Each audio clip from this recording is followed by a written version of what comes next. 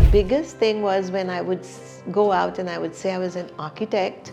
1 minute later, I would hear that you're an interior designer. But they could not imagine that a woman would be building buildings. So we've done it for Bombay House, we've done it for BPCL, where we did the headquarters at Ballad Estate. Okay. So we actually worked with about 60 artists all across India, and this was during COVID. The social angle that we were able to support and help artisans and craftsmen through the pandemic and through a public sector company. Do you feel that the government is serious about environmental impact assessment and restoration of heritage structures? Are they serious about it? You know, I think India is so complex that we can't make a general statement and a general answer. Mumbaikars, we are resilient, we are hopeful.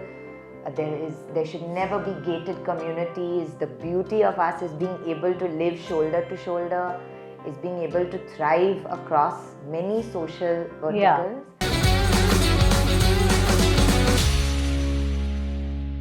On Buzz by the Bay, we admire extraordinary women who have paved their own way and lead with strength and humility.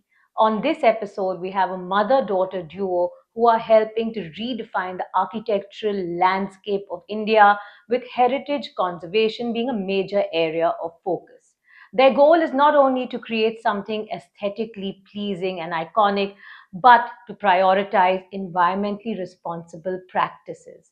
Very pleased to welcome on the show Mrs. Brinda Somaya, founder and principal architect, and her daughter Nandini Somaya Sampat, principal architect of the reputed firm Somaya Sampat. Welcome on the show. Thank you, Anushka. Thank you. This is the first time I've had a mother-daughter duo. It's very special, you know. Yes, it really is. And for me, I never dreamt that Nandini would one day become an architect and we would have a studio together. And your firm is so reputed, you do a lot of good work. Like I said, it's not only about creating these impressive buildings and marvelous homes, it's also about sustainability and giving back to society, which is what I love about it. I want to come to you. Congratulations, you've been inducted into the American Association of Architects recently. Yes, the American Institute of American Architects. Institute of Architects. I've been inducted as an honorary fellow, yes. That's fantastic. Yeah. Are you one of the only Indian architects in that? I would think there must be very few. There were none this year, and I can't think of any other woman or man who has become an honorary fellow, but I can't say for sure. But they are having an investiture in Boston in June, for which I'll be going. So I'll find out then. Congratulations, we are very proud. Thank you. And well deserved, well deserved. You do such great work, which I'm going to come to now. So you founded this firm in 1974. It was first Somaya and Kalappa, right? And then now, of course, it's Somaya Sampat. You're not only an architect, you're an urban conservationist. I want to come to that. And your philosophy, I've read, is that the architect's role is that of a guardian of the built and unbuilt environment. That's so important. If you can just explain what this really means, guardian of the built and unbuilt. So I think everyone knows that architects build, they design and build cities and buildings, and they expect us to be sensitive to the person for whom we are building, the context, as I say, the geography and everything that surrounds it, the land, etc. But the reason why I've also said unbuilt was because today the earth goes beyond just buildings. And I remember once when I was in Hyderabad, I had gone as a judge to choose buildings that needed to be protected, part of the Heritage Society. And what struck me outstanding were the beautiful rocks of Hyderabad. And to me, that's why I say the unbuilt. Yeah. And we took a decision at that meeting that we would include that also and protect it as natural heritage. So Mumbai has, of course, its architectural heritage, it has its cultural heritage, it has its natural heritage. So every city has many, many different types of heritage. Yes. And we as architects, I believe that we should protect all these things. That's Amazing. We need more people like that here. We need a lot of people out there to just destroy our natural resources and our natural environment. And we see what unmindful building can do. We've seen with Wayanad and the landslide. You've been involved in so many projects, high profile projects, which range from corporate offices, educational institutions, IIM Ahmedabad, Rajabai Clock Tower, restoration of that, the Bombay House, Tata headquarters, Eros Cinema, so many. Ambani's Antilia also. No. Which project stands out for you? Well, you've just read out their names and you can see the diversity of our work. And I think that's what Nandini and I enjoy and love so much, that our work is so diverse. Conservation is one part of it. New buildings is another part, as I said, master planning and so many other things. There are several projects over the years which have been very meaningful. One, of course, was the restoration of a village that was completely destroyed by the earthquake. It was about 20 years ago in Bhuj. And that was very, very interesting for me because we actually had to work with villagers for a long period of time. And that village had a woman head, a woman panchayat, Amazing. who was the boss of the village. So I had to sit on a charpai and listen to her. And she would always bring some purple drink, which I was so scared to drink water outside Mumbai, or. Yeah. So we restored the entire village and we built a school, we built a women's center. So that's, there are many stories. Until today, we follow up some of the people of that village. Urban, of course, right in the heart of the fort area of Mumbai, we have restored multiple buildings. And then campuses all over the country, new work, which is challenging and wonderful.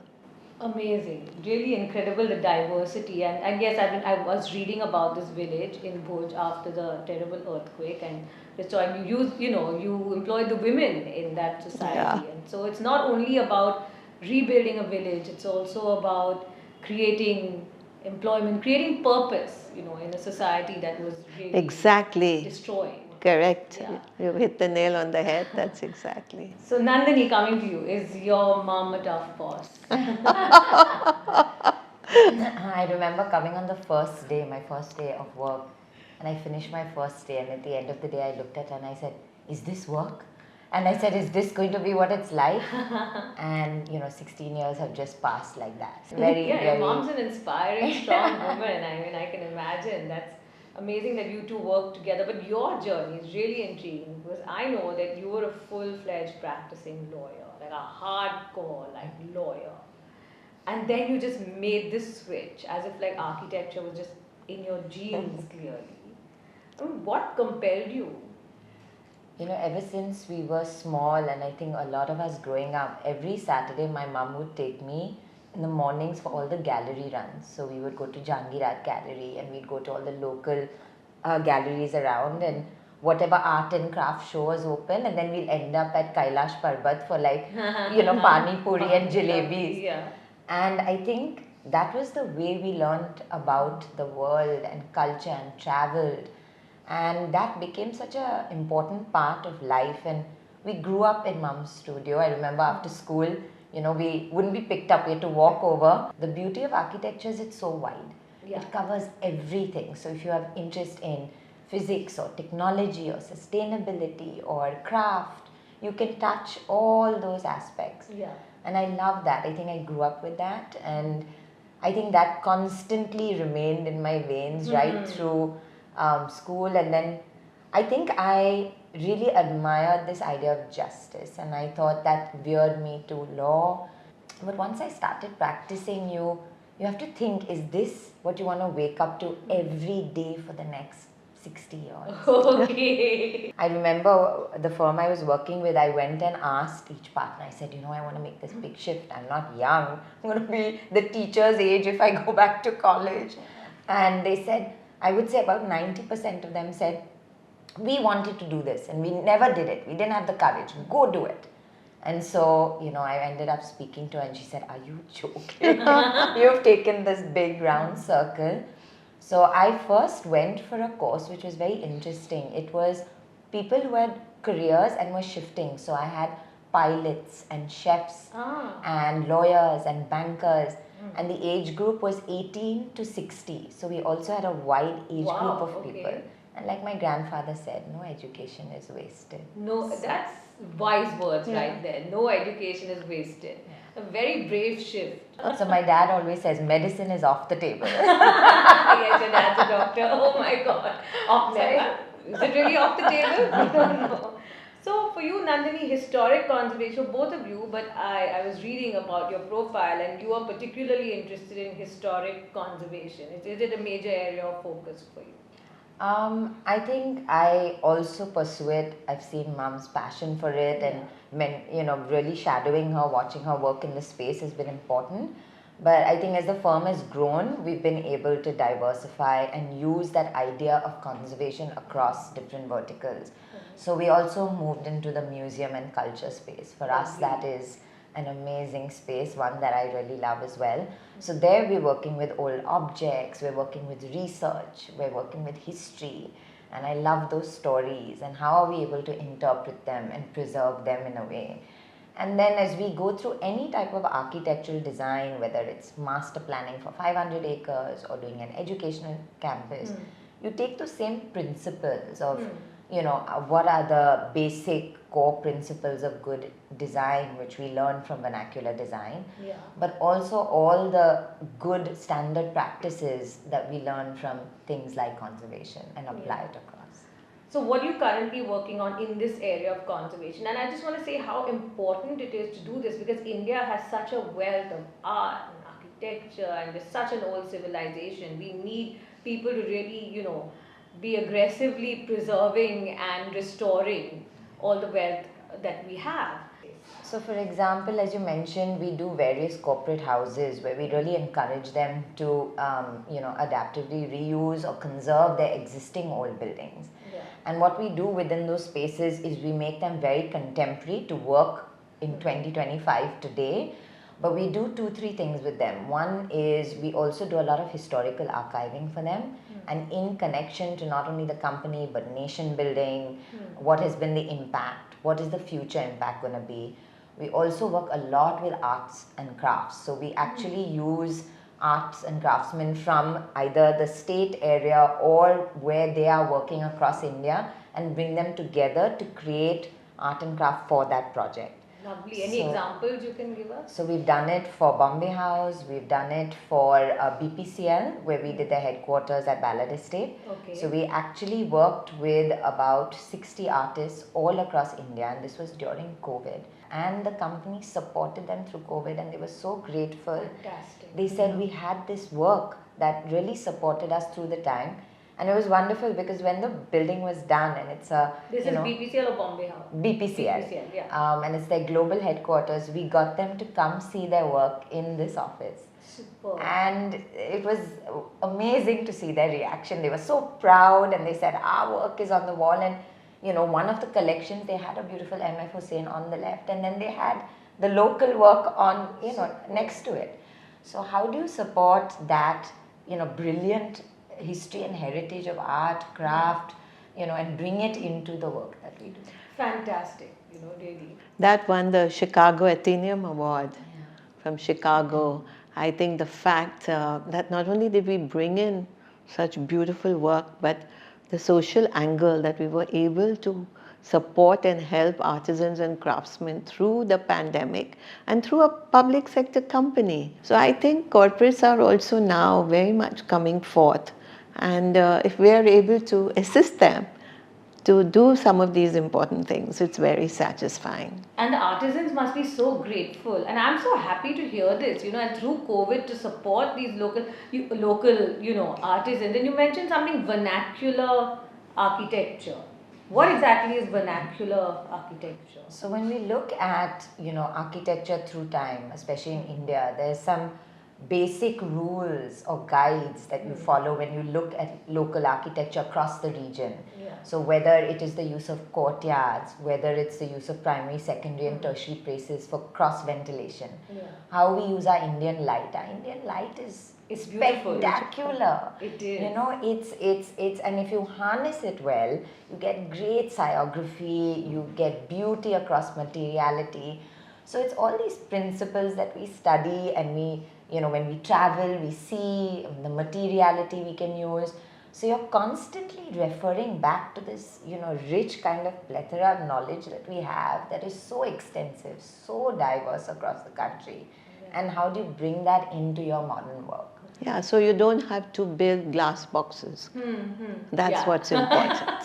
Don't have to build glass boxes. Yeah. Okay, what are we talking about?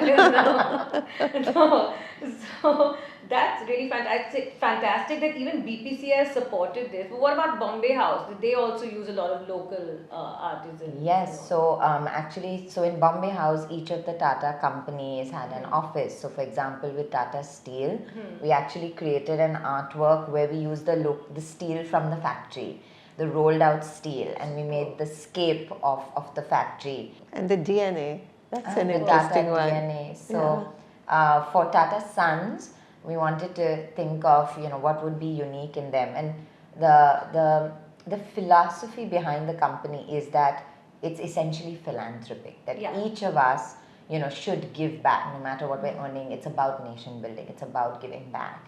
And it's interesting to know that within each of us, there is a strand of DNA called the Tata box. Tata box. Each of us has it. So it was amazing for us to connect this idea that Jamshedji Tata had about philanthropy in each individual, and it runs through you.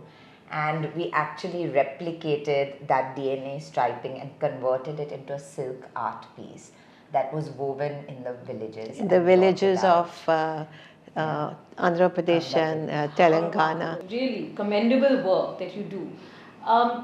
So I want to come to this point about being women in this industry. Mrs. Somaya, has that ever been a challenge? You've been around for 50 years as an architect and you're a renowned architect. But starting off, was there ever any challenge, especially male clients, like taking you seriously or not seriously? I mean, how has the journey been? So I think few things. It starts right from your childhood, frankly, and the family. We are just two sisters. So we were brought up by my parents. My mother was also highly educated. She was a zoologist. My father an engineer. So we were brought up to believe that we could do anything. Amazing. There was never comparison that there was a boy in the family, or that, you know, they were going to be different or get a better education. There was a lot of equality that we were brought up with. And then, of course, we all went to cathedral school, which was at that time a girls' school. So again, we were in a class of women. So a certain equality and confidence comes. Now, of course, it's co-educational, and as you know, we have restored all the schools. That comes from that. And then, of course, I did my graduation here, and then I went to America, and again I went to a women's college called Smith. So I don't think I ever felt in any way inadequate. But when I decided to start my own practice, I didn't have any business plan that I was going to do this. It was a set of circumstances that enabled this to happen. And I think the biggest thing was when I would go out and I would say I was an architect. 1 minute later, I would hear that you're an interior designer. Now, I have nothing against interior designers. Today, we do interior work also in our studio.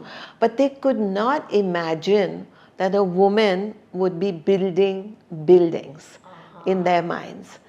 I always say the fact that we live in this great city of Mumbai, which in the 70s was so cosmopolitan, was the reason I was able to get work as a woman, a young woman in the 70s, because of the type of clients that existed in this city. And one of my first projects was actually an industrial project. You know, I always say inclusivity, dignity, ethics, no compromise on any of those issues. and acquired confidence and belief in yourself finally. Not worried about, we didn't have computers, we didn't have iPhones, we weren't worried about Instagram or Facebook or anything. We just built, we just did our work. I mean, that's interesting that you say immediately people would take you for an interior designer because you said, you're a woman and they couldn't imagine a woman building a building. But then here you are, and now both of you running this firm. So, can you tell us a little bit about your sustainability initiatives and how you incorporate it into your work? So I think the word has been used so loosely often, and the way it's used within the industry is also so wide. For us, it really comes right from a way of thinking. The moment you start conceptualizing, the moment you start thinking of a project, as we always say, and Mama's always said, we have to tread the land lightly. So this idea of how you approach an entire project has to be sustainable in entirety. So beyond just the materiality of aspects, or what, there's so much in technology and so much happening in the sustainability front in product management and development. But I think where it really comes down to is how you're approaching the process, and for us that becomes very important. So I think with the diversity of work we do, whether it's a greenfield project, so that's a project where you have a bare piece of land, is it contoured, what are you building? For example, we've done the Goa Institute of Management, which is on quite a contoured site. And when we began master planning, we're thinking not only about vistas, but how do we minimize the cut and fill of land? How do we position it so we have minimum impact on the land? How does the campus view itself? In fact, that campus today is on solar, where not only is it supporting itself, but it gives back to the grid. So you can imagine, it's completely self-sufficient. So here again, it goes right from a thought process where we work very closely with the client. We want them to feel, a genuine sense of responsibility during the course of the project. And then that kind of translates through from everything on a larger scale, when we're looking at power generation or infrastructure or water, all these resources, down to smaller aspects like we talked about, art, craft. Superb, really. And I genuinely mean this, because in a time when people want to be more and more opulent and they want to have the most magnificent, of course, everyone, is entitled to have a beautiful house, but at a time when everyone really wants to be, better than everybody around you and bigger and larger, it's so important to think of these things, right? Absolutely. I mean, to source locally. Otherwise, everyone's talking about how they get everything from like Italy and here and there, and I imported all my furniture from here, I got my marble from here, and but So we think must about share sourcing with you, locally. yesterday we were at the RBI. We just finished 2 floors for the RBI. For the RBI, superb. At the RBI building at Fort, and the whole philosophy there was really showcasing India, and again sourcing everything from here. But as you said, it is a beautiful space. It is high end, it's state of the art, it's something that they can be very proud of. It is, completely inspired and sourced, from India, and that's the great aspect. We have stones, we have wall coverings, we have finishes. Every production now is being done here, and so innovatively. I mean, I feel so proud. That otherwise one would imagine the rich and powerful only want to source internationally, but this is really great, and we have so much here. So much. I remember when we were doing a hotel in Rajasthan, in Kumbhalgarh, the magnificent fort of Kumbhalgarh, near there. And a lot of hotels think the best thing to do is to import from China or Southeast Asia and get pieces of art from there. But what we did was we found that that area was surrounded by craftspeople who were so brilliant, and we used them to actually do the interiors of the hotel, whether it was tikri work, which is the small glass, whether it was painting the ceiling. And it's so important, Anushka, that when we go and build in a country like ours, which has well-to-do but still has a lot of poverty, and we have to accept that and understand that whenever we go and build out of the main cities and use people's land in different areas, how do we give back to those people who were living there? We have to create work for them, make them participate in the construction, in the activity, whether they're men or women. And they were thrilled to be part of not just carrying cement bags on their head. See, it takes women to understand that. But Mrs. Somaya, you are on many boards, right, of environmental impact assessment and several others. Of course, in your profile, member of the National Advisory Board. I don't know if you still are, but for a Center for Safety of Heritage Structures, um, member of the Committee of Environmental Impact Assessment of New Construction Projects for Ministry of Environment and Forests, the Mumbai Urban Heritage Conservation Committee, so many. I was reading your profile, so I have to refer to this because it's too many to remember by heart. But what do you feel that the government is serious about environmental impact assessment and restoration of heritage structures? Are they serious about it? I think India is so complex that we can't make a general statement and a general answer. You will have bureaucrats who are very committed. For instance, the Mumbai Heritage Conservation Committee was actually started by Mr. Joseph, who was a very important bureaucrat. And but for him and Mr. Kanga and people like that, who were all part of IAS, we would never have got the MHCC, of which I was a member for many, many, many years. And that has played a very important part in conserving at least the historic fort area of this city. Unlike if you go to Bangalore or some other cities, it's completely destroyed. So if you do have far-thinking and committed bureaucrats, and they have to be involved. Now, if they're not, that becomes a weakness. And today there are pressures on the government, I'm sure, from builders, from realtors. So there's so many changes coming in terms of the FSI, as you know, in terms of how high you can go, how much you can build. So as the density of the city increases, then infrastructure has to increase. One cannot be there without the other. The infrastructure is not keeping pace. It's not keeping pace. That's why we all know as we go around and we see so many new buildings coming up, and we wonder how are they going to, take care of all the services that go into it. And that cannot be at the cost of slums and at the cost of ordinary housing or, chawls or ground plus 3 structures. A city has to have all types. You can't just destroy one type of housing and then just build towers. Again, like you said, being a guardian of the built and unbuilt, right? That comes down to that. And then what about open spaces? I mean, that's so important, which brings me to just the last couple of questions, which brings me to your great Mumbai Esplanade project. You can tell, because you have been involved in many projects that facilitate the better use of open spaces. There's the Ambedkar Memorial, and you've done many Colaba public Woods. spaces. Colaba Woods. That was our first one. So, I mean, that's really interesting, and you're obviously passionate about all this. So, if you can tell us a bit about the Mumbai Esplanade project. It was a very, very feasible dream project, which I worked on with a professor, Chevy, who lives now in Chandigarh.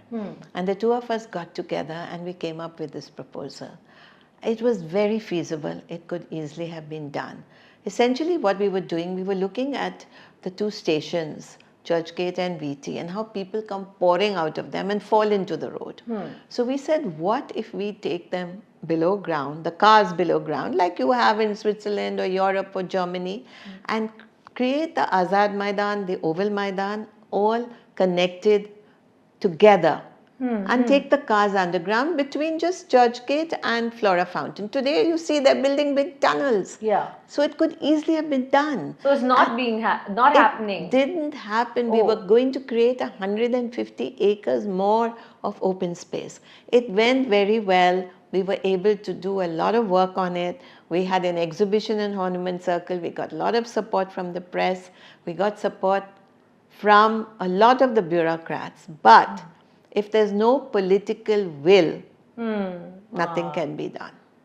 The political will has to come. This whole project is shelved. It's not going to happen. Well, then the metro has now come in, and so many other things have come in. But at least we fought for the idea of protection of open spaces. If at the end, at least if the Oval is saved, the Azad Maidan is saved, and all of those are saved and not taken away from our city, I think at least that is important. Yeah, absolutely. So I want to come to a last round of, concluding remarks. Nandini, what is your wish list for Mumbai? And like, what do you, I mean, you are the younger generation of this firm. I mean, what kind of legacy do you intend to create now? I think we have to come together as a collective and really work, the public-private partnerships need to happen. Okay. And I think there needs to be smaller projects. Everything doesn't need to be a large scale project. So even if a group of people take a smaller, restoration of a smaller, older section of the city, or fight against vehicles and, we're able to pedestrianize a smaller space, those have a lot of impact, in cumulatively. But I think we have to improve quality of life. Yeah. That's the bottom line, we shouldn't, and it should be egalitarian. It should be across all social standings. So I'm a runner. I run at 4:30 in the morning across different parts of the city. And I love that time of the city. It's beautiful. It's quiet. There are all types of people. I know my markers of where the doodh wala is, where the row of newspaper walas are folding and ready to come. It actually becomes a different space, and it's a beautiful time to see the city. Yeah. I feel that moment captures, a quality of life that Mumbai could be. But we are resilient. We have recently curated the first exhibition dedicated to the city at the Prince of Wales CSMVS Museum. Okay. It's a new gallery called the Mumbai Gallery. And the first theme that we have curated and designed is the people of Mumbai. Okay. And I think that's the inspiration. I think as Mumbaikars, we are resilient, we are hopeful. There should never be gated communities. The beauty of us is being able to live shoulder to shoulder, is being able to thrive across many social verticals. And for us to curate that was very special, because we were able to capture the essence of the city through its people, and Mumbai was built off the backs of people. Yeah. It is very much a city built of people. So for us, we just continue the positivity and we have to keep working at it.